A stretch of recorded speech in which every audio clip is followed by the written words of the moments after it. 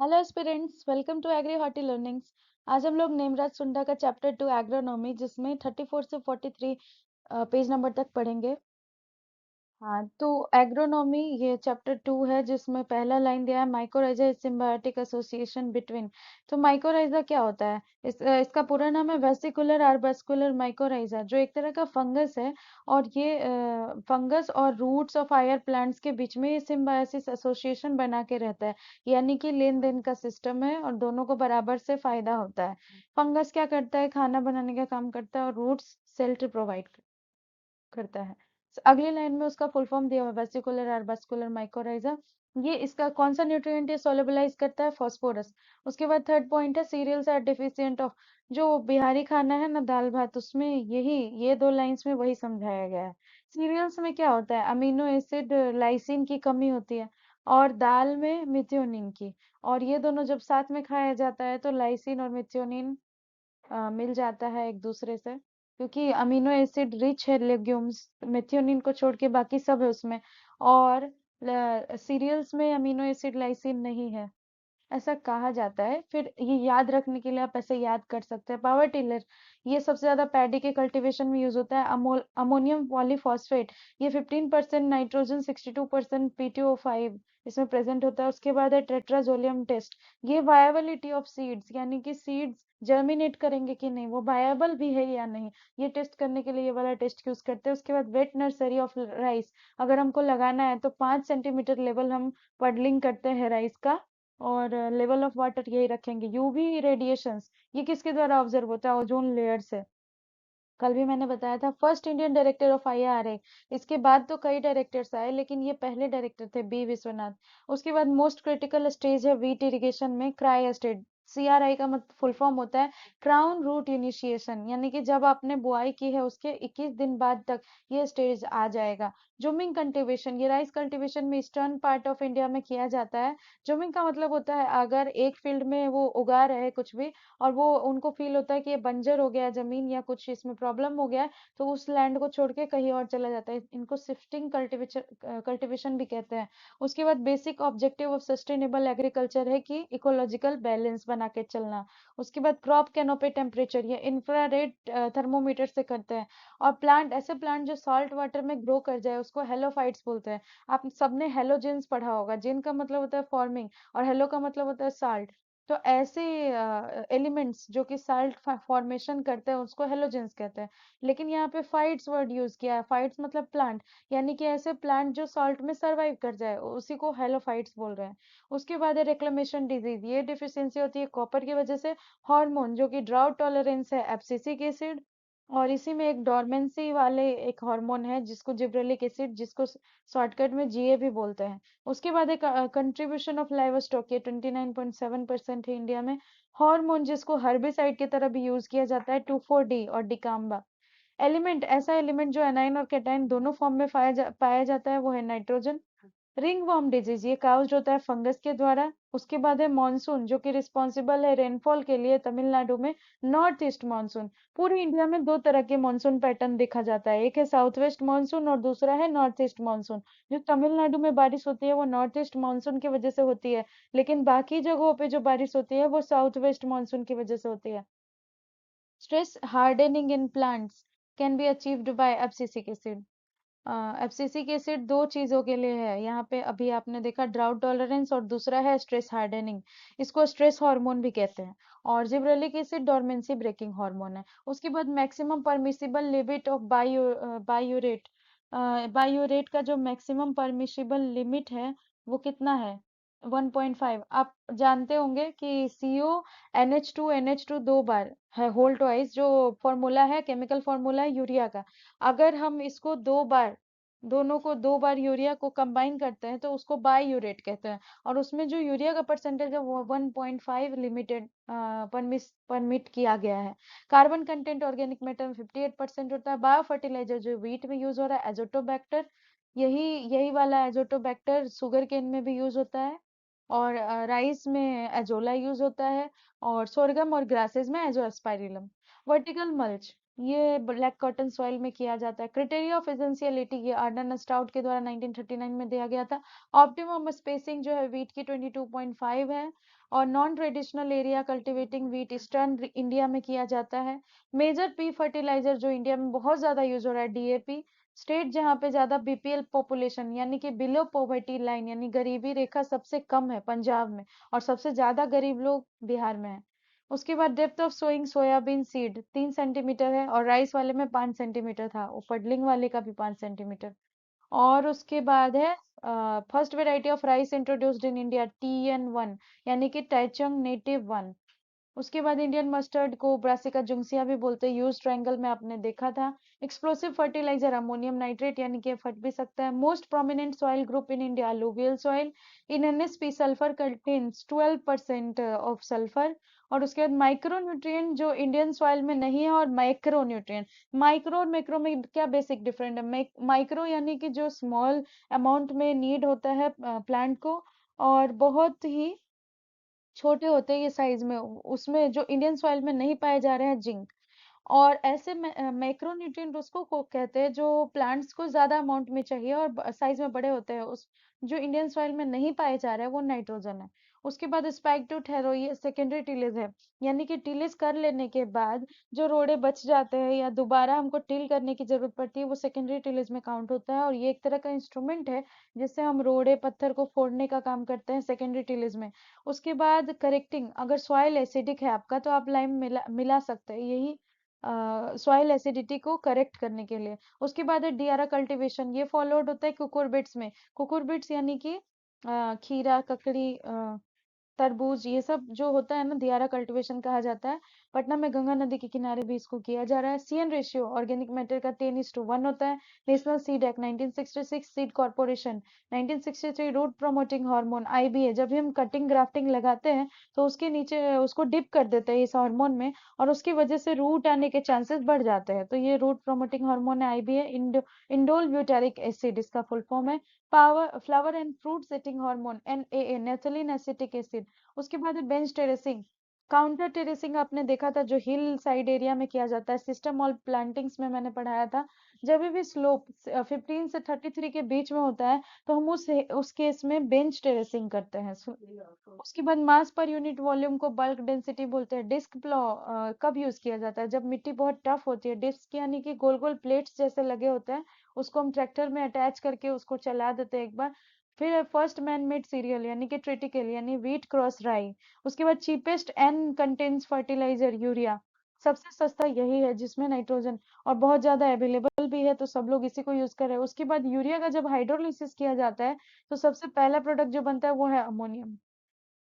उसके बाद है नाबार्ड। नाबार्ड सेटअप हुआ था किसके रिकमेंडेशन पे? शिवारमन कमेटी। ये कमेटी वगैरह ना याद करना होगा। जैसे ICR और IARA का फॉर्मेशन हुआ था तो उसमें RCA royal commission on agriculture ने रिकमेंड किया था। Free living nitrogen fixing organism Azotobacter ये व्हीट और शुगर केन में आया था। उसके बाद फ्रूट ऑफ मस्टर्ड को सिलिका कहते हैं। सप्लीमेंटल इरिगेशन यानी इसको लाइफ सेविंग इरिगेशन कहते हैं। यानी कि रिकमेंडेड इरिगेशन यानी 6 बार है अगर और अगर हम 7 बार इरिगेट कर रहे हैं बस जान बचाने के लिए पौधों के तो उसको लाइफ सेविंग इरिगेशन या सप्लीमेंटल इरिगेशन भी कहते हैं। Major agriculture importing commodity edible oil है हम जो बाहर से मंगा रहे हैं। लूनिसरी सुपर राइस की वेराइटी है। प्लांट सेपरेट मेल और फीमेल मोनोइसिस। डायोसिस किसको कहते हैं? यानी कि एक ही पेड़ में दो तरह के sex flowers sex organs present होंगे मेल और फीमेल दोनों। और मोनोइसियंस यानी कि एक पेड़ में एक ही सेक्स पाया जाएगा या तो वो मेल होगा या तो वो फीमेल होगा। तो पपाया और डेड पॉम इसी तरह के होते हैं। उसके बाद है नेशनल बायोडाइवर्सिटी बोर्ड ये न्यू दिल्ली में है। व्यू फोर्ट इसके लिए विंड फोर्स और स्पीड को मेजर करता है। World standard atmosphere 1013.25 MB। Dieback of shoot occur होता है कॉपर की वजह से डिफिशियंसी की वजह से। अकरेंस ऑफ ग्रे स्पॉट्स यानी ग्रे कलर के धब्बा मैग्नीज की कमी की वजह से। Destructive disease of sugar cane red rot of sugar cane. Potatoes stolon के ऊपर ग्रो करते। पोटैटो ट्यूबर एक्चुअली में वो स्टेम है रूट नहीं है। सोइंग ऑफ शुगर केन अगर हम ट्रेंच मेथड से करते हैं तो लॉजिंग कम होती है। लॉजिंग यानी गिर जाना। फॉर सीड पर्पस कैरोट अगर हम उगाते हैं अगर हमको उसका सीड चाहिए तो बाइनियल होगा यानी 2 साल में उसका सीड आएगा। बोरॉन इज हार्मफुल अगर हम कंसेंट्रेशन अति हर चीज का बुरा होता है। अगर 3 ppm से ज्यादा हो गया बोरॉन तो वो खतरनाक साबित हो जाएगा। टॉक्सिसिटी, न्यूट्रिएंट्स के बेसिस पे हम बताते हैं आपको। अगर न्यूट्रिएंट्स की कमी होती है तो उसको डिफिशियंसी बोलते हैं, और अगर न्यूट्रिएंट्स बहुत ज्यादा हो जाता है तो उसको टॉक्सिसिटी बोलते हैं। उसके बाद है कौन सा ऐसा क्रॉप है जिसकी प्रोडक्टिविटी बहुत अच्छी है सीरियल्स के बीच में, वो है मेज। उसके बाद केओलिन रिफ्लेक्टिंग टाइप, ये एंटी ट्रांसपेरेंट है। जब अगर हम एरिड रीजन में कुछ ग्रो करते हैं, वहां तो ऑलरेडी पानी की कमी है, तो हम कुछ ऐसा केमिकल छिड़क देते हैं जिससे कि पानी कम इवेपोरेट हो पत्तों के ऊपर से। तो ये एक ऐसा एंटी ट्रांसपेरेंट, यानी कि उसके स्टोमेटा क्लोज हो जाएंगे और पानी कम इवेपोरेट होगा। तो ये रिफ्लेक्टिंग टाइप केओलिन है। एंटी ट्रांसपेरेंट चार तरह के होते हैं, और जिसमें ये रिफ्लेक्टिंग टाइप है, यानी कि सनलाइट आएगा और रिफ्लेक्ट हो जाएगा, इवेपोरेशन को रोक देगा। साइकोसिल, ये एक ऐसा केमिकल है जो ग्रोथ रिटार्डेंट है, अगर हम छिड़क दे तो ग्रोथ रुक जाएगी। फैमिली ऑफ सिसम है Pedaliaceae, family of Tiliaceae, exhaustive family of crop Gramineae, origin of maize Mexico, origin of soybean China, origin of tobacco Mexico. State जहाँ पे हाईएस्ट एरिया जो है समर मेज उगाया जा रहा है, बिहार। उसके बाद Indian journal of agriculture sciences ICAR के द्वारा यह जर्नल पब्लिश होती है। Yellowing of tea leaves, sulphur की कमी की वजह से ग्रीन हाउस गैस जो पैडी से निकल रही है, मीथेन, और काउ डंग से भी यही गैस निकलती है। Edible part of sweet potato, sweet potato का साइंटिफिक नेम आइपोमिया पटाटा है, और इसका हम लोग कौन सा पार्ट खाते हैं, एडवेंटिशियस रूट खाते हैं। कार्बन डेटिंग टेक्निक, इसका मतलब कि जब जमीन के अंदर से फॉसिल्स, कोयला या पेट्रोल और बाकी चीजें जब हम निकलती है, कोई पुराना चीज का हमको डेटिंग पता करना होता है कि ये कितने साल पुराना है, तो हम यही कार्बन डेटिंग टेक्निक का यूज करते हैं। इरिगेशन मेथड जो सुटेबल है सैलाइन सॉइल के लिए, फ्लडिंग मेथड। एलिमेंट्स जो कि डिजीज और ड्राउट रेजिस्टेंस को प्रमोट बचाते हैं। आप पोटेशियम को कंसीडर कर सकते हैं इम्यूनिटी बढ़ाने वाला एलिमेंट के रूप में, और ये डिजीज और ड्राउट रेजिस्टेंस प्रोवाइड करता है प्लांट्स को। और उसके बाद एलिमेंट जो एनर्जी ट्रांसफर और स्टोरेज में हेल्प कर रहा है, फास्फोरस एटीपी। आप सबने सुना होगा एनर्जी करेंसी के रूप में एटीपी, एडिनोसिन ट्राइफॉस्फेट और डाइफॉस्फेट, एडीपी और एटीपी दोनों एनर्जी का ही काम कर रहा है, तो ये फास्फोरस का ही तो बना हुआ है, इसलिए फास्फोरस होगा। अभी प्रेजेंट में 17 न्यूट्रिएंट पता चल चुका है, और अर्नर स्टॉट साहब जो क्राइटेरिया ऑफ एसेंशियलिटी इन्होंने ही दिया था, इन्होंने 16 न्यूट्रिएंट्स बताए थे, बाद में निकल ऐड हुआ, 17 है अभी। एपिकल बर्ड डोमिनेंस एक्सिन हार्मोन्स की वजह से होता है। हाईएस्ट कंजप्शन ऑफ के फर्टिलाइजर महाराष्ट्र में है। Production of cereal crop wheat, seed rate of sorghum 9 से 12 केजी पर हेक्टेयर। डीसकरिंग, ये टोबैको में तो होता ही है, साथ ही बनाना में भी होता है। डीसकरिंग का बेसिकली मतलब हुआ कि सकर्स, यानी कि छोटे छोटे पौधे जो मेन प्लांट के नीचे में ग्रो करने लगते हैं ना, उसको हम लोग हटा देते हैं, क्योंकि सारा न्यूट्रिएंट वो खींचना शुरू कर देगा, वो ग्रो होने लगेगा। हमको एक प्लांट चाहिए, ढंग का प्लांट चाहिए, तो हम सकर्स को रिमूव करते रहेंगे। ऐसा वीड जो कि पहला बायोलॉजिकली कंट्रोल किया गया था, लंटाना कमारा, इस पे इंसेक्ट छोड़ दिया गया था जो इसको खा गए थे। और स्टेट जो जहाँ पे सीड लॉ अडॉप्ट किया गया, कर्नाटका। सॉइल मॉइस्चर टेंशन किससे मेजर किया जाता है, टेंसियोमीटर से। इवेपो ट्रांसपिरेशन मेजर किया जाता है लाइसीमीटर से। पार्सल फॉल फ्लेम, ये मेजर किया, वाटर फ्लो को मेजर करता है। फ्लड इरिगेशन मेथड, ये राइस और जूट में बहुत अच्छा है। फर्टिलाइजर एप्लीकेशन, अगर हम इरिगेशन के साथ दे तो उस प्रोसेस को फर्टिगेशन बोलते हैं, ये मेजरली ड्रिप इरिगेशन में किया जा रहा है। उसके बाद एक इम्पोर्टेंट कल्चरल प्रैक्टिस है राइस फील्ड में, जिसको पडलिंग बोलते हैं। पोस्ट हार्वेस्ट लॉसेस सीरियल्स में कितना है, 10%, और बाकी क्रॉप्स में, हॉर्टिकल्चरल क्रॉप्स में तो बहुत ज्यादा है। उसके बाद साल्टेशन एक प्रोसेस है विंड इरोजन का। उसके बाद है irrigation efficiency of loamy soil 70% या उससे भी ज्यादा। मतलब लोमी सॉइल्स काफी अच्छा माना जाता है। अगर आपको कोई सॉइल समझ में ना आए तो सबसे अच्छा आप हर जगह लिख सकते हैं ये चीज, लोमी सॉइल हर क्रॉप के लिए बेस्ट होता है ये। और इसका इरिगेशन इफिशियंसी भी 70% है, जो सबसे हाईएस्ट है, क्योंकि आप जितना पानी डालेंगे वो एब्जॉर्ब भी करेगा और उसको यूज भी करवाएगा प्लांट से। उसके बाद है sowing pattern in dry land. Dry land में अगर हम कुछ सो करते हैं तो हमको किस मेथड से करना चाहिए, ब्रॉडकास्टिंग से, क्योंकि वो ऑलरेडी, अगर आप दो दो सीड ही देते हैं, पानी वैसे भी कम है, तो चांसेस तो कम है ना। अगर आप 10 ही सीड डालते हैं बड़े से एरिया में, तो 10 के मरने के चांसेस ज्यादा है। पर अगर आप 100 डालते हैं तो हो सकता है उसमें से 70 मर जाए, 30 सरवाइव कर जाए, तो ऑलरेडी आपके पास 30 प्लांट्स तो होंगे। तो एक तरह से कह सकते हैं सोइंग पैटर्न जो ज्यादा यूज हो रहा है ड्राईलैंड में, वो ब्रॉडकास्टिंग है। Most efficient method of irrigation, drip irrigation, पानी बचाना है obviously. Extensively grown pulse crop chickpea, relative humidity किससे मेजर करते हैं? साइक्रोमीटर से। Crops using growing for conservation of soil moisture, mulch crop. जब हम मल्चिंग करते हैं या फिर ऐसा क्रॉप लगाते हैं जो मल्च की तरफ फैल जाता है, पूरी पूरी तरह से एरिया को ले लेता है, तो ये एक अच्छा मेथड हो सकता है। और यहाँ पे क्रॉप का नाम पूछा है, यहाँ पे मेथड अगर पूछता तो मल्चिंग होता आंसर, लेकिन यहाँ पे पूछा है ऐसा क्रॉप जो मल्चिंग की तरह यूज हो रहा है, उसको मल्च क्रॉप बोलेंगे। इरोजन परमिटिंग क्रॉप कौन सा है? मतलब जो बहुत ज्यादा सॉइल इरोजन करवाता है, मेज। उसके बाद इरोजन रेजिस्टेंट क्रॉप जो रोकेगा इरोजन को, काउपी और ग्राउंडनट। हर्बिसाइड जिसको प्री प्लांट इनकॉर्पोरेशन, मतलब हम प्लांट लगाने से पहले ही छिड़क के आ जाते हैं। फ्लू क्लोरारिल, ये पहले ही हम फील्ड में छिड़क दिया जाएगा, उसके बाद सोइंग की जाएगी।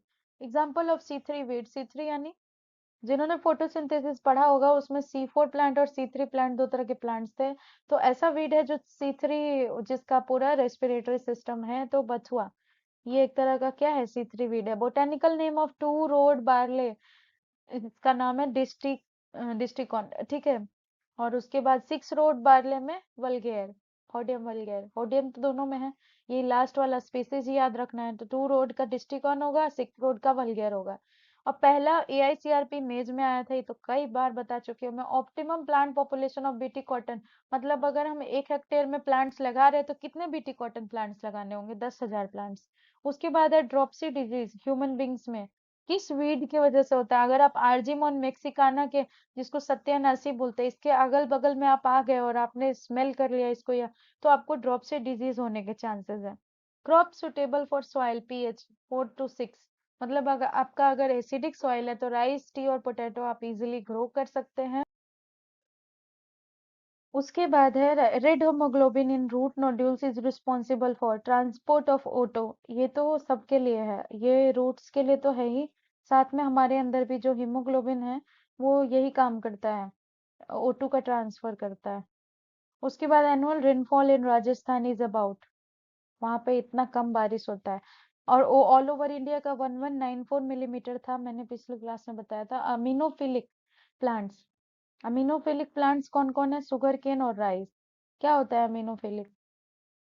अमीनोफिलिक बोलते हैं अमोनिया अगर हाई अमाउंट में प्रेजेंट रहे और उनको पसंद आती है ये चीज कि चलो ठीक है, क्योंकि राइस इकलौता ऐसा प्लांट है और जिसमें हम अमोनिया अप्लाई करते हैं नाइट्रोजन के लिए, बाकी में हमको नाइट्रेट सोर्स देना होता है नाइट्रोजन के लिए, लेकिन राइस में हम क्या करते हैं? अमोनिया के फॉर्म में देते हैं, क्योंकि वो सबमर्ज कंडीशन में होता है। और ये तीनों क्या है? अमीनोफिलिक। शुगर केन और राइस क्या है? अमीनोफिलिक है, मतलब इनको अमोनिया पसंद है और इसको हाई मॉइस्चर भी पसंद है। उसके बाद country having 100% of crop area under irrigation, Egypt. उसके बाद country having highest irrigation efficiency, Israel. Israel अभी एग्रीकल्चर में सबसे आगे चल रहा है, और ड्रिप इरिगेशन भी यहीं से डिस्कवर हुआ था। उसके बाद country having highest irrigated area, India. India में इरिगेशन बहुत अच्छा किया जा रहा है, और सबसे फर्स्ट पे ट्यूबवेल है और सेकंड पे कैनाल है। ऑप्टिमम वेवलेंथ इन रिमोट सेंसिंग 0.3 से 15 नैनो, सॉरी माइक्रोमीटर। ये क्या है? उसका वेवलेंथ है। वेवलेंथ किस में किया जाता है? नैनोमीटर में। नैनोमीटर या माइक्रोमीटर, नैनोमीटर को 10⁻⁻9 बोला जाता है। तो ये उसका क्या है? ऑप्टिकल वेवलेंथ है। इतना अगर रहेगा तो रिमोट उसको सेंस कर लेगा। India is the first country to develop the time and hybrid of bajra, and the first variety of was H। H क्या है? HD 1। बुक में देख लेते हैं, चलिए क्या लिखा हुआ है वहां पे। कुछ छोटा छोटा सा लिखा हुआ, बुक में भी ऐसा ही है, HD 1 है 1965। ठीक है, कोई बात नहीं, हमें याद रहना चाहिए वैरायटी बस कि फर्स्ट कंट्री है इंडिया जो बाजरा का वैरायटी डेवलप किया था, HD 1 1965 में। इंडिया में कौन सा क्रॉप मैक्सिमम एरिया में लगाया जा रहा है इरिगेशन के अंडर में? Wheat. Most extensively grown fruit crop, mango. Mango बहुत ज्यादा पॉपुलर है। पूसा जाइंट वैरायटी है बारसम, नेपियर ग्रास और पपाया, तीनों में पूसा जाइंट वैरायटी के नाम से ही है। Type of soil water which is most useful for plant, capillary water. अब ये डीपली हो गया, इसको बाद में एक्सप्लेन करेंगे हम लोग सॉइल साइंस में। At equator day and nights are equal, are always equal. ठीक है, इक्वेटर किसको बोलते हैं? अर्थ का जो बीच का रेखा है ना, उसको इक्वेटर बोलते हैं। उस एरिया में जो भी जो देश पड़ रहे हैं, जो भी कंट्री है, वहां पे दिन और रात बिल्कुल बराबर होता है। Atmospheric pressure always decreases with altitude, मतलब जैसे जैसे हम ऊंचाई पे जाएंगे एटमॉस्फेरिक प्रेशर क्या होगा, घटते चला जाएगा। उसके बाद horizontal heat transfers from warmer area to cooler area. Heat कैसे ट्रांसफर होता है, जहाँ पे गर्मी है वहां से ठंडे की तरफ फ्लो करता है। हमेशा हायर प्रेशर से लो प्रेशर की तरफ ही विंड फ्लो करेगा। और हीट का यही क्या है, इसको क्या बोलते हैं, क्लोथ लाइन इफेक्ट, इस इफेक्ट को। उसके बाद है वर्टिकल हीट ट्रांसफर, वो तो हॉरिजेंटल हीट था। वर्टिकल हीट कैसे ट्रांसफर करेगा, वार्मर से कूलर, इसको बोलेंगे ओसिस इफेक्ट। ये दोनों का दोनों इफेक्ट ना सी में देखा जाता है, समुद्र में और लैंड में, जिसकी वजह से सी ब्रिज और लैंड ब्रिज चलता है। The enzyme of nitrogen reduction, nitrogenase. उसके बाद है the element of nitrate reduction, molybdenum. Molybdenum अगर नहीं होगा, इसमें आयरन FeMO होना चाहिए यहाँ पे लिखा हुआ। दोनों एलिमेंट जो है ना नाइट्रोजन के रिडक्शन के लिए बहुत इंपॉर्टेंट है। और जिस एंजाइम की जरूरत पड़ती है वो नाइट्रोजनेज एंजाइम है। सबसे ज्यादा फील्ड क्रॉप जो है, जो पीएच रिक्वायर होते हैं, मतलब ज्यादातर क्रॉप्स उसमें सरवाइव कर जाते हैं 6.5 से 7, ये आइडियल पीएच माना गया है फील्ड क्रॉप के लिए। कल्टीवेटेड क्रॉप जो ज्यादा है एसिडिक नेचर में, और कुछ मोस्टली क्रॉप हम लोग जो कल्टीवेट कर रहे हैं इंडिया में एसिडिक नेचर में कर रहे हैं। Depth of water required by crop, जितना हमको डेप्थ चाहिए वाटर वाटर का एक क्रॉप के लिए, उसको डेल्टा बोलते हैं। Area irrigated by 1 cusec discharge of water, उसको ड्यूटी बोलते हैं। ये सब टर्म्स है, ऐसा नहीं है कोई मतलब ये बस नाम है, आपको याद रखना है। Period in days for which irrigation is supplied to a crop, base period. ऐसा कौन सा पीरियड, मतलब ये नाम है ये सब, कौन सा पीरियड है जो इरिगेशन को हमको सप्लाई करना होता है, तो उस टाइम पीरियड को क्या बोलते हैं, बेस पीरियड। अब ये बेस पीरियड जैसे ही खत्म होगा हमको अगला इरिगेशन देना होगा। पीरियड डेंसिटी सनफ्लावर ऑयल किसकी वजह से होता है, ऑक्सीडेशन की वजह से। Varieties of black gram T9 पंच U19। Famous variety of moth bean RMO 40 RMO 257। Elite variety of mung bean Pusa Baisakhi SMY 668। 0.1 solution in 500 liters of water। क्या इसका आंसर होगा, ये न्यूमेरिकल है एक तरह का, जिसमें अगर अगर हमको दिया जाए कि 0.1% सॉल्यूशन हमको डालना है और 500 लीटर ऑफ वाटर प्रोवाइड कर दिया जाए, तो कितना ml हमको डालना होगा सॉल्यूशन का। तो इसको ऐसे सॉल्व करेंगे, 0.1 में कितना हो गया, 500 लीटर्स वाटर, यानी कि 1 लीटर के लिए कितना होगा। इस तरह से इसको यूनिटरी मेथड से आप चाहे तो सॉल्व भी कर सकते हैं। इसका आंसर होगा 500 मिलीलीटर। आप सिंपली इससे इसको मल्टीप्लाई भी कर सकते हैं, और इसको लेकिन लीटर, इसको मिलीलीटर में कन्वर्ट करके तब इसमें मल्टीप्लाई करना होगा, और फिर 100 से डिवाइड कर, इसका एक डायरेक्टली फॉर्मूला भी होता है। Bioclimatic law was proposed by Hopkins, ये साइंटिस्ट का नाम है। Chemical safeners are also known as herbicide antidote, इसका एग्जांपल है Na, ये फर्स्ट मेज में यूज किया गया था। उसके बाद crops which is highest K uptake, potassium जिसमें सबसे ज्यादा अपटेक होता है, पोटैटो। उसके बाद है low pressure area near the equator, क्या बोलते हैं उस जगह को, डोल्ड्रम्स ITCZ। ट्रीकोनाजोल ये ग्रोथ स्टिमुलेटर है, ये कहाँ से निकाला जाता है, ल्यूसर्नी के लीफ से।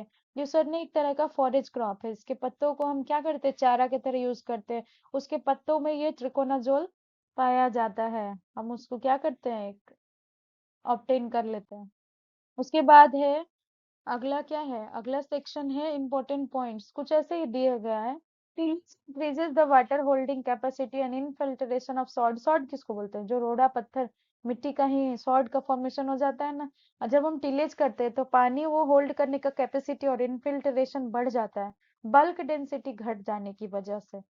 Wetland plough is smallest among wooden plough, wetland plough सबसे छोटा होता है अगर लकड़ी के प्लॉ की बात की जाए। ये भी पडलिंग के लिए यूज किया जाता है। 0.1 हेक्टेयर 8 घंटों में ये आसानी से क्या करता है, प्लॉ कर देता है। फिर है ब्लेड हैरो, ब्लेड हैरो को भाखड़ बोलते हैं, ये वीड कंट्रोल के लिए यूज किया जाता है।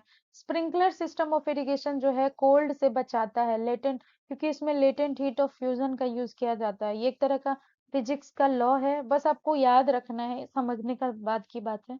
Splitting of pod, splitting of pod और फ्रूट, मतलब वो जब खुल जाता है ना उसमें से सीड बाहर आता है। ये कैरेक्टरिस्टिक है, इसको क्या बोलते हैं, डेhiscence बोलते हैं। ये पॉड्स ऑफ पल्स में होता है। कई बार फट के खेत में ही गिर जाता है ना उसके सारे सीड, उसको स्प्लिटिंग बोलते हैं।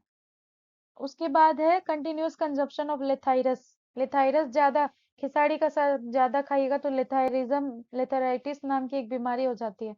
और क्योंकि इसके अंदर ये वाला एंजाइम पाया जाता है, एंजाइम या केमिकल कह सकते हैं, बीओए, बेंजो ऑक्सैलिन एसिटिक एसिड। ये एक तरह का न्यूरोटॉक्सिन है जो कि नर्वस सिस्टम पे डायरेक्ट इफेक्ट करता है। उसके बाद है फर्टिलाइजर, जो सक्सीडिंग क्रॉप में हम मेन्योर की तरह यूज करते हैं, फॉस्फेट।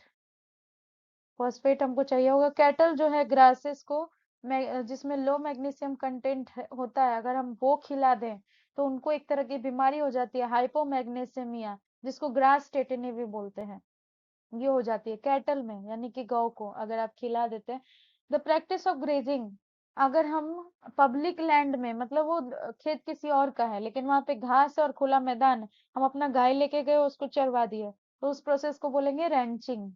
उसके बाद वेदर, वेदर क्या होता है, वेदर एक ऐसा कंडीशन है एटमॉस्फेयर का, एक गिवन प्लेस के लिए, गिवन टाइम के लिए, उसी को क्या बोलेंगे, वेदर बोलेंगे। डेफिनेशन है ये। Recently scientist separated germs in मेज कॉर्न एंड मैन्युफैक्चरिंग कॉन्ट्रासेप्टिव। मेज कॉर्न में से भी कुछ जर्म्स को निकाले गए जो कॉन्ट्रासेप्टिव बनाने में यूज कर रहे हैं। उसके बाद है, क्योंकि वीट जर्म, जैसे वीट जर्म ऑयल होता है वैसे मेज में भी जर्म ऑयल होता है ना, उसको। इंडिया का रैंक जो है फर्स्ट है प्रोडक्शन और कंजप्शन किसके, शुगर में, वर्ल्ड पे फर्स्ट पे है। उसके बाद है टोबैको। टोबैको जो है मैक्सिमम एक्साइज रेवेन्यू जो है एग्रीकल्चर कमोडिटी में, टोबैको बहुत अच्छा रेवेन्यू जनरेट कर रहा है, लेकिन जबकि इसका प्रोडक्शन थर्ड पे है। हमने कल के क्लास में देखा था। India is the only country to have developed and grown hybrid cotton commercially. India जो है पहला ऐसा देश है जिसमें डेवलप्ड और हाइब्रिड कॉटन जो है कॉमर्शियल लेवल पे किया जा रहा है। कर्नाटका लार्जेस्ट प्रोड्यूसर है कॉफी का पूरे कंट्री में। चाइना जो है प्रोड्यूस कर रहा है क्या, टोबैको, फर्स्ट पे। इंडिया थर्ड पोजीशन पे है, अभी जस्ट मैंने बताया। फिनाइल मर्क्यूरिक एसिड, जिसको पीएमए बोलते हैं, ये एग्रीकल्चर क्रॉप्स में ट्रांसपीरेशन को कम करने के लिए यूज होता है। जो अभी मैंने एंटी ट्रांसपेरेंट बताया था ना, ये वही है। केओलिन हो गया एक, और एक पीएमए है। आगे और भी केमिकल्स आएंगे। चार तरह के एंटी ट्रांसपेरेंट्स होते हैं। ज्वार इज नॉन एज, ज्वार को हम कैमल क्रॉप भी बोलते हैं, और किंग ऑफ कोर्स ग्रेन। और ज्वार ही हिंदी नाम है किसका, sorghum का। उसके बाद है India is the second country after China जो कि हाइब्रिड राइस को कॉमर्शियलाइज कर दिया है। SD 2329 ये वीट की वेराइटी है जो कि ग्रीन रिवॉल्यूशन ऑफ इंडिया के दौरान सबसे ज्यादा प्रोड्यूस की जाने वाली वेराइटी थी। प्लांट रेक्टेंगुलरिटी का मतलब क्या होता है, प्लांट टू प्लांट डिस्टेंस और रो टू रो डिस्टेंस, इस चीज को प्लांट रेक्टेंगुलरिटी बोलते हैं। उसके बाद है वाटर इरोजन। अगर 3 मीटर डीप हो और 18 मीटर से ज्यादा वाइड गली का फॉर्मेशन कर रहा हो तो हम उसको स्मॉल गली बोलेंगे। लेकिन अगर तीन, देखिए यहाँ 3 था ना, अब 3 से बढ़ के 9 तक चला गया। और विड्थ 18 था इसमें, लेकिन अब 18 से ज्यादा हो गया, और उसका स्लोप भी तैयार हो गया 8 से 15, तो उसको मीडियम गली बोलेंगे। ये सॉइल इरोजन में ही पढ़ना है, गली इरोजन में। उसके बाद direction from which the winds are coming, उसको विंडवर्ड साइड बोलते हैं। अच्छा, ये विंडवर्ड साइड और एक होता है लीवर्ड साइड। अब ये एक पेड़ है और हवा इधर से आ रहा है, तो ये कौन सा साइड हुआ, विंडवर्ड साइड। और जस्ट इस पेड़ के पीछे वाला एरिया हो गया लीवार्ड साइड। और ये हम कहाँ यूज करते हैं इस कॉन्सेप्ट को, इस कॉन्सेप्ट को यूज करते हैं जब हम विंड ब्रेक या शेल्टर ब्रेक्स लगा रहे होते हैं अपने खेत के आसपास। तो वहां पे हमको ऐसे पेड़ चाहिए होते हैं जो तेज तूफानों को रोके, तो हम उसके विंडवर्ड साइड में उसको लगा देंगे, ताकि हमारा जो क्रॉप है वो लीवर्ड साइड में आ जाए। तो ठीक है, ये कॉन्सेप्ट आपको समझ में आ गया होगा उम्मीद है। एग्रोनॉमिक मेजर्स जो कि सॉइल इरोजन को कम करने के लिए यूज किया जाता है, अगर लेस देन 2% है तो हम एग्रोनॉमिक मेजर्स का यूज करके इरोजन को रोक सकते हैं, अदरवाइज हमको कुछ बड़ा करना पड़ेगा।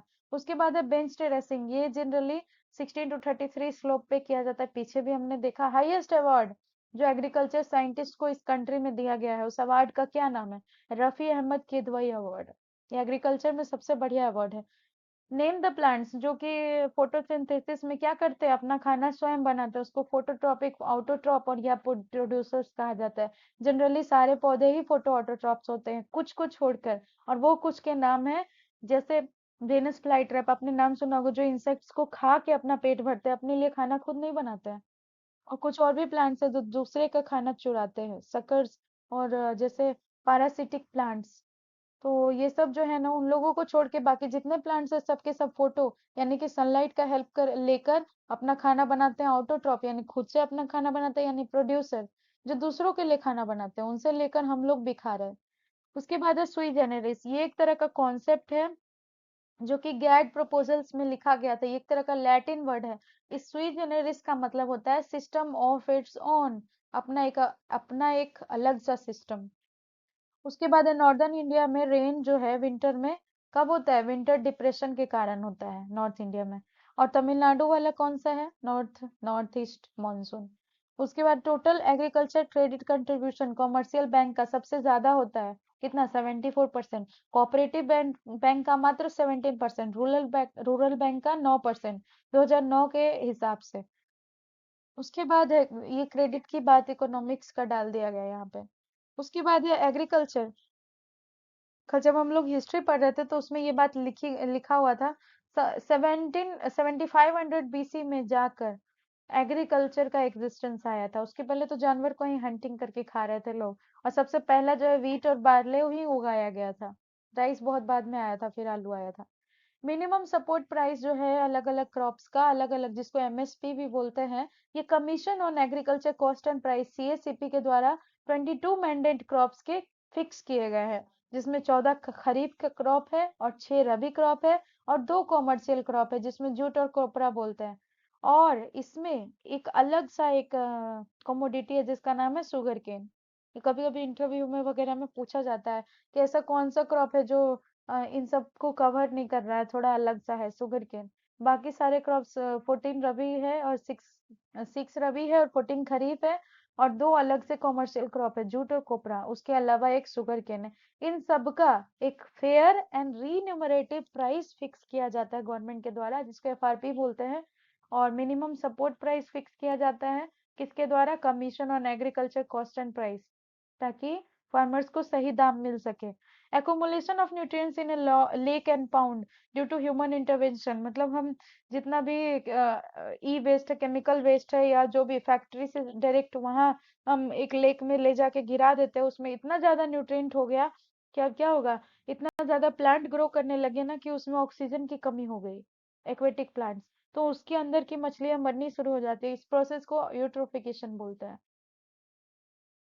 उसके बाद है India meeting 85% urea requirement endogenous production में। इतना सारा यूरिया इंडिया खुद प्रोड्यूस कर रहा है, लेकिन इंपोर्ट पोटेशिक और पोटेश को, फॉस्फेटिक और पोटेश को हमको बाहर से मंगाना पड़ रहा है। इंडिया में यूरिया जो है उस पे नोटिफाइड एमआरपी पे ही दिया जाता है, लेकिन फॉस्फेटिक और पोटेशिक जो है गवर्नमेंट को न्यूट्रिएंट बेस्ड सब्सिडी दी गई है एनबीएस स्कीम के तहत, जो कब इफेक्ट में आई थी, 1/4/2010 से ये स्कीम इफेक्ट में आ गई थी। उस सब्सिडी उस पे मिलना शुरू हो गया था। उसके बाद कुछ सालों के बाद एग्रीकल्चर की जीडीपी जो है डिक्रीज हुई है, मतलब उसका रेट जो है वो डिक्रीज हुआ है। ओवरऑल तो बढ़ ही रहा है 1-2% से। उसके बाद कौन सा ईयर, फिफ्थ ईयर प्लान था जिसमें एग्रो क्लाइमेटिक रीजनल प्लानिंग किया गया था। और ये 7वीं बार ऐसा हुआ था। तो सेवेंथ फिफ्थ ईयर प्लान, हर बार 5-5 साल का एक प्लान बनाया जाता है ना, तो ये 7वां 5 ईयर प्लान में इसको रखा गया था, agro climatic regional planning. Nitrogen fixation in rice field, ये ब्लू ग्रीन एल्गी जिसको साइनोबैक्टीरिया बोलते हैं। और उसके साथ साथ दूसरा कौन है जो प्लांट है, वो है वाटर फर्न। एक तरह का ये फर्न है और इसका नाम है azolla. Pattern in which planting जो है मैक्सिमम पॉपुलेशन, क्यूबॉइडल पैटर्न। इस पैटर्न में प्लांटिंग करने से ज्यादा बेनिफिट मिलता है, ज्यादा प्लांट्स एक ही फील्ड में आ जाते हैं। कल्टीवेशन ऑफ ऐसा क्रॉप बताइए जिसका जीरो कल्टीवेशन है और नेचुरल हैबिट भी डिफरेंट है, लेकिन कंपटीशन बिल्कुल नहीं है। तो हम क्या करते हैं ना, कोई ऐसा क्रॉप, एक ऐसा क्रॉप लगा देते हैं जिसको फास्फोरस ज्यादा जरूरत पड़े, और एक ऐसा क्रॉप लगा देते हैं जिसको कोई जरूरत ही नहीं है। तो अगर ऐसा क्रॉप हम लगाते हैं तो उसका क्या होगा, नेचुरल हैबिटेट भी अलग है और जीरो कंपटीशन भी कुछ नहीं है, तो दोनों से हमको फायदा मिलेगा। ऐसे क्रॉप को पैरेलल क्रॉपिंग बोलते हैं। अब ऐसा वेराइटी जो कि तीनों रस्ट से रेजिस्टेंस है, बहुत अच्छा वेराइटी है ये वीट की, छोटी लरमा। उसके बाद है कितने बार हम रटून क्रॉप ले सकते हैं शुगर केन का, एक टाइम। कहीं कहीं पे दो टाइम्स भी लिखा हुआ है, वो गलत है। कल्टीवेशन ऑफ टू और मोर देन टू क्रॉप्स, और अलग अलग हाइट पे, इसको मल्टी स्टोरीड क्रॉपिंग बोलते हैं। बीएयू सबॉर्ड में तो है, जिन्होंने देखा हो बहुत बढ़िया, लेकिन जिन्होंने नहीं देखा मैं बता देती हूँ।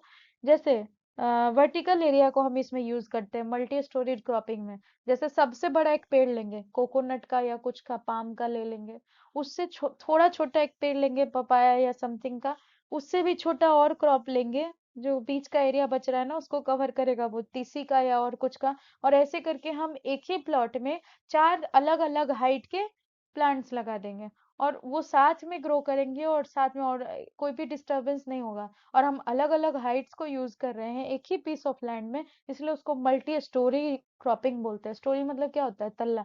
बोलते हैं ना कि बिल्डिंग 6 तल्ले की है, तो वैसे ही अलग अलग तल्ला हो गया, मल्टी स्टोरेड क्रॉपिंग। उसके बाद है nursery area required for seedling of 1 hectare rice field 0.10 hectare होगा। इतने में हमको नर्सरी हम तैयार कर सकते हैं। अगर 1 हेक्टेयर में हमको राइस लगाना है, तो 0.10 हेक्टेयर में हमको क्या करना पड़ेगा, उसकी नर्सरी तैयार करनी पड़ेगी, वो इनफ होगा पूरे के लिए। उसके बाद टिप बर्न ऑफ पैडी, ये रिड्यूस्ड ऑक्सीजन और नाइट्रोजन सबमर्ज कंडीशन की वजह से होता है टिप बर्न, ये फिजियोलॉजिकल डिसऑर्डर है। Red and purple colour of मेज लीव्स, किसकी वजह से होता है ये कलर, फॉस्फोरस की कमी की वजह से। उसके बाद ये सेंटर ऑफ ओरिजिन दिया हुआ, एनआई वेविलोव इनका पूरा नाम है। एनआई वेविलोव के द्वारा 8 सेंटर ऑफ ओरिजिन दिया गया था, मैं कई बार बता चुकी हूँ कि 8 ही इंपॉर्टेंट है और 3 सब सेंटर रखा गया था। उसके अलावा जो आप क्रॉप्स यहाँ पे इंपॉर्टेंट वाला यहाँ पे गिनवाया गया है, मेन वाला यहाँ पे भी नहीं बताया है, फिर भी मैं कोशिश करूंगी कि एक दिन बता दूं। उसके बाद है राइस का south east Asia, sugarcane New Guinea, wheat south west Asia, gram south west Asia, maize Mexico जिसको सेंट्रल अमेरिका भी बोलते हैं, tobacco central America, groundnut Brazil, मूंग इंडिया से ही है, potato south America Peru, tea China से आया, soybean China, mustard China, cowpea Africa, cotton India से आया, ब्रिंजल इंडिया का है, अरहर अफ्रीका का है, ज्वार अफ्रीका का है, बाजरा अफ्रीका का है। तो यहाँ पे आप देख सकते हैं, एक ये है, 1 2 3 4 5 6 7 8, ठीक है। यहाँ पे है, लेकिन एक लिस्ट दे दूंगी तो ज्यादा अच्छा रहेगा। चलिए मैंने पॉज करके ये टाइप कर दिया है यहाँ पे। यही 8 आपके क्या है, सेंटर ऑफ ओरिजिन है, जो वेविलोव साहब ने दिया था। मैंने इसका ट्रिक बनाया था, CICA MSCS, ये बीएससी में मैंने ट्रिक बनाया था। सी का मतलब हुआ चाइना, आई का मतलब इंडिया, सी का मतलब हुआ सेंट्रल एशिया, उसके बाद है एशिया माइनर, उसके बाद एम से मेडिटेरेनियन, फिर ए से आ जाता है आपका एब्सिसिनिया, उसके बाद सी से आता है आपका सेंट्रल अमेरिका, और एस से साउथ अमेरिका। ये सीसा मैक्स आपका क्या है, 8 सेंटर ऑफ ओरिजिन है, जो वेबिलो साहब के द्वारा दिया गया था।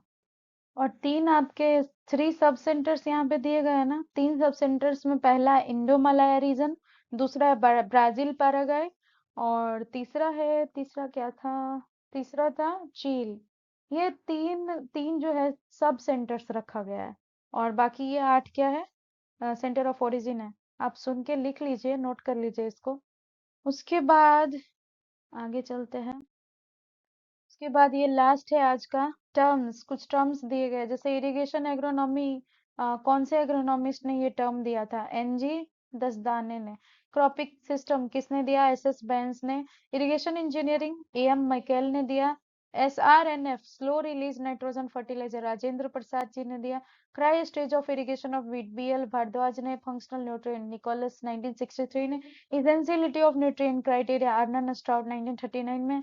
एग्रोबायोलॉजी विलकॉक्स ने दिया। IWC-PE रेशियो, ये इरिगेशन में पढ़ना है, इरिगेशन वाटर और उसका PE रेशियो जो निकालते हैं, वो परिहार साहब के द्वारा दिया गया 1974 में। Transplanting in pearl millet doctor Gautam. Coefficient of effectiveness Nikki Porovik. Coefficient H4 hybrid of cotton CT Patel. Jaya, first Indian variety of rice. Doctor Shastri के द्वारा दिए गए law of minimum, Jevil John von Liebig 1840 में। Law of limiting factor, Blackman's के द्वारा। Increase yield in nitrogen low, Wilcox. Leaf area index, Watson. Nutrient mobility concept, Bray. A value concept, Deans and friend. Harvesting index, Donald. Photo periodism concept, ये सब ना SRF GRF हर जगह पूछा जाता है, और पिछली बार के जीआरएफ का ये आया हुआ पूछे वो क्वेश्चन है। फोटो पीरियोडिज्म कॉन्सेप्ट का किन्होंने दिया था? गार्डनर और अलार्ड ने। थर्मो पीरियोडिज्म, एफडब्ल्यू वेंट ने। वर्नलाइजेशन, लाइसेंको ने दिया। एंटीबायोटिक्स, पेनिसिलिन का अलेक्जेंडर फ्लेमिंग ने दिया। बैसिलस रेडिक्योला, राइजोबियम जिनको जाना जाता है अब राइजोबियम के नाम से, उसका पहला पुराना नाम बैसिलस रेडियोकोला था, ये बेजरिंग साहब ने दिया। रोथैमस्टड एक्सपेरिमेंटल स्टेशन, जेबी लॉज, जेएच गिलबर्ट के द्वारा दिया गया। ये सारे किन्होंने कौन सा टर्म दिया ये लिखा हुआ है। उसके बाद कुछ फादर्स के नाम दिए हैं, जैसे फील्ड प्लॉट एक्सपेरिमेंट के फादर है जेबी बॉसिंगोल्ड। उसके बाद पेडोलॉजी के फादर है डकुचेव। गोल्डन रिवॉल्यूशन केएल चड्डा, कल भी बताया था मैंने। टिलेज और वीट साइंस के जेथरो टूल। और उसके बाद सॉइल टेस्टिंग टेक्निक, एमएल ट्रो। और सॉइल माइक्रोबायोलॉजी के एसएन विंगो ग्रेड स्काई। उसके बाद एग्रीकल्चर केमिस्ट्री के जॉन वॉन लिबिक। यही यही लिबिक साहब जो लॉ ऑफ मिनिमम दिए हैं, ये सॉइल साइंटिस्ट थे, इन्होंने ये कॉन्सेप्ट दिया। उसके बाद आज के लिए इतना ही है, अगले क्लास में हम फिर से 10 पेज पढ़ेंगे। एग्रोनॉमी को मैं स्लोली स्लोली कवर करूंगी, क्योंकि समझने वाला कॉन्सेप्ट इसमें ज्यादा है। तो अभी तक के लिए please subscribe to my channel and press the bell icon अगर आप नए हैं। अगर आप पहले से जुड़े हुए हैं तो ऐसे ही बने रहिए। Bye bye.